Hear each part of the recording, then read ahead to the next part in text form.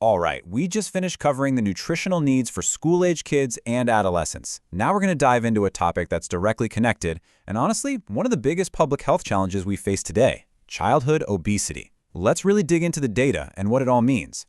To get a sense of the scale here, just look at this number, 15 million. Let that sink in for a second. That's how many kids and teenagers in the US are currently living with obesity. It's a pretty staggering figure, and it really underscores why this is such a critical conversation to have. So here's how we're going to break it all down. First, we'll define what this crisis actually looks like and talk about its lifelong consequences. Then, we'll get into the really complex web of factors that contribute to it, shift into prevention strategies, and wrap up by exploring some new treatments that are really changing the game. Okay, so first things first. Before we can really tackle the problem, we need to be on the same page about what we're talking about. We need clear clinical definitions, because this is about way more than just a number on a scale. It's about specific diagnostic criteria. Now, you'll remember that for adults, BMI is pretty straightforward. But for kids who are still growing, it's a bit different. We use BMI-for-age percentiles. As you can see here, a child is considered overweight if their BMI falls between the 85th and 95th percentiles for their age and sex. The term obese is used when that BMI is at or above the 95th percentile. Making this distinction is absolutely crucial for getting the diagnosis and the intervention right. And when you look at the data, a clear trend emerges.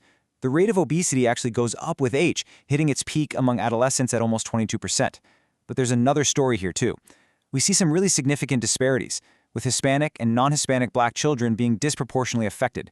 This points to a much more complex picture involving socioeconomic and environmental factors. All right, let's talk about the consequences. And this is where it gets really serious. We're not just talking about risks down the road. We're talking about diseases that we once thought of as adult problems now showing up in kids. The metabolic impact is huge.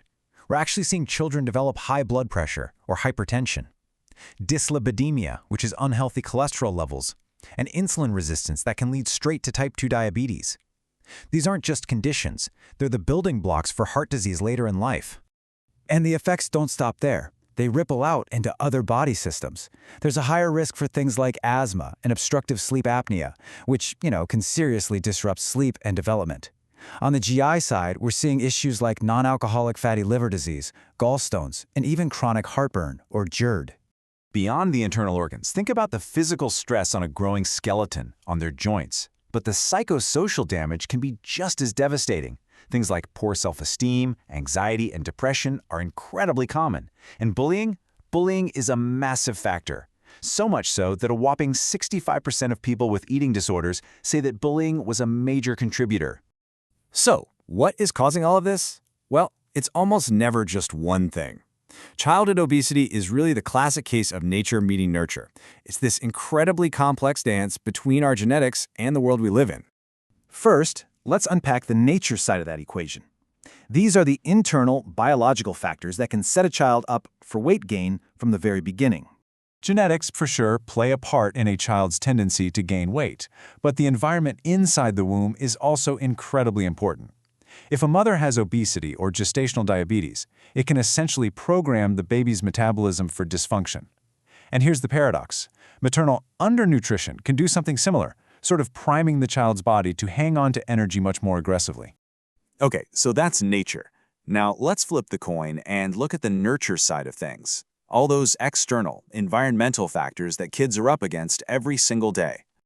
The world kids are growing up in today plays a huge role. We have what are called food swamps, areas where it's super easy to get ultra-processed food, but really hard to find fresh options. Throw in aggressive marketing that's targeted directly at kids, more and more sedentary screen time, and the fact that huge portions are now totally normal, well, you've got a perfect storm. And all of this leads to this really critical paradox, being overfed but undernourished. It means a child can be taking in way too many calories, leading to obesity, but at the same time be missing out on essential vitamins and minerals. And what's more, diets loaded with added sugars can wreck the gut microbiome, reducing its diversity and favoring bacteria that are linked to inflammation, which we know is a driver of obesity.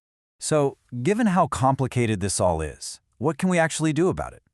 Well, the best strategy always starts early. It's all about prevention and building a solid foundation of healthy habits that can last a lifetime. Prevention can start right from infancy with things like exclusive breastfeeding.